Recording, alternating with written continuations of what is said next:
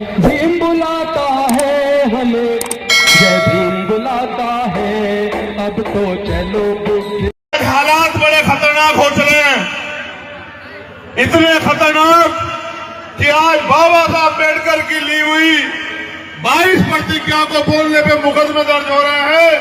और लोगों को जेल भेजने का काम किया जा रहा है। आज भारत में संविधान की हत्या की जा रही है, भारतीय संविधान को नष्ट करने का प्रयास किया जा रहा है। कि मैंने अपने महापुरुषों को सिर्फ पूजा नहीं है, उनको पढ़ा भी है और उनको पढ़ा, उनको जाना, उनके दर्द को महसूस किया है कि किस तरह रोते हुए बाबा साहब अम्बेडकर ने अपने बच्चों की कुर्बानी देकर हमारे लिए व्यवस्था की कि हम इस देश में आजादी से जी पाए। जहां एक तरफ उनके बच्चे जो हैं दम तोड़ रहे थे, वहीं वो दूसरी तरफ हमारे लिए लड़ने के लिए गोलमेज सम्मेलन में जा रहे थे। ऐसे बाबा साहब अम्बेडकर के बच्चे कितने दिन तक इस भारत की धरती में गुलाम बन के जिएंगे, ये आज सोचने की बात है। ये भी सोचने की बात है कि अगर हम सांस ले पा रहे, घूम पा रहे, क्या यही आजादी है? और एक सवाल, उसका सबसे बड़ा कारण यह है कि जिनका राज नहीं होता उनका धर्म भी नहीं चलता। जब तक इस देश में हमारे पुरखों ने राज किया, जब तक इस देश में हमारे सम्राटों ने राज किया, तब तक धर्म जो है यहां से दुनिया में गया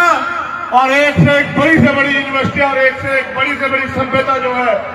चाहे वो सिंधु घाटी की सभ्यता हो, चाहे वो हड़प्पा मोहनजोदड़ो हो, चाहे वो कालीबंगा लोथल हो, चाहे वो तक्षशिला हो, चाहे नालंदा हो, दुनिया में ऐसा स्वर्ण युग अगर कहीं था जिस समय भारत को सोने की चिड़िया कहा जाता था, तब वो तथागत बुद्ध के मानने वालों के, तब तक तथागत बुद्ध के रास्ते पे चलने वालों के शासन में था। जब ये देश अखंड भारत होता था, अफगानिस्तान ईरान तक इस देश की सीमाएं थी, वो मनुस्मृति के मानने वालों के राज में नहीं था, वो बाबा साहब अम्बेडकर के मानने वाले, तथागत बुद्ध के मानने वाले उन सम्राटों के राज में था। जैसे हमारा राज चला गया, हमारा धर्म भी चला गया और जिनका राज नहीं होता वो गुलाम होते और आज हम मजबूरी में आजाद भारत में भी गुलामों जैसी जिंदगी जी रहे हैं। मुझे खुशी है कि अभी लाखों की संख्या में इकट्ठा हुए, लेकिन दुख इस बात का भी है कि आज भी पूरे देश में जब हम एनसीआरबी का डाटा पढ़ते हैं तो सबसे ज्यादा अत्याचार शोषित वर्ग की बहन बेटियों को झेलने पड़ते हैं।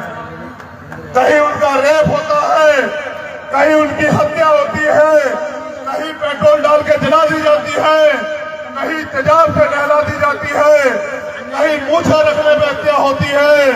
कहीं घोड़ी पर चढ़ने पर हत्या होती है और अभी तो कुछ दिन पहले आपने देखा कि मटकी से पानी पीने पे भी हत्या होती है। ये भारत बन गया। ये नेवला की धरती, वो संकल्प भूमि जिसमें बाबा साहब अम्बेडकर ने संकल्प किया था। मैं आपको पूरी जिम्मेदारी से वादा करके कह रहा हूं कि आने वाले 10 साल में हम लोग अपने खून का कतरा कतरा लगा के बाबा साहब डॉक्टर भीमराव अम्बेडकर के सपने को पूरा करने के लिए मेहनत करेंगे। और जब तक उनका सपना पूरा नहीं होता, चैन से नहीं बैठेंगे। जब तक दिल्ली की गद्दी से जो है पंछी नहीं लहराया जाता, जब तक दिल्ली की गद्दी पे नीला झंडा नहीं लहराया जाता, जब तक दिल्ली की गद्दी पे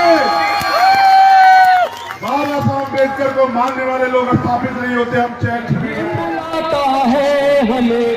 जय भीम बुलाता है, अब तो चलो बुद्ध की ओर।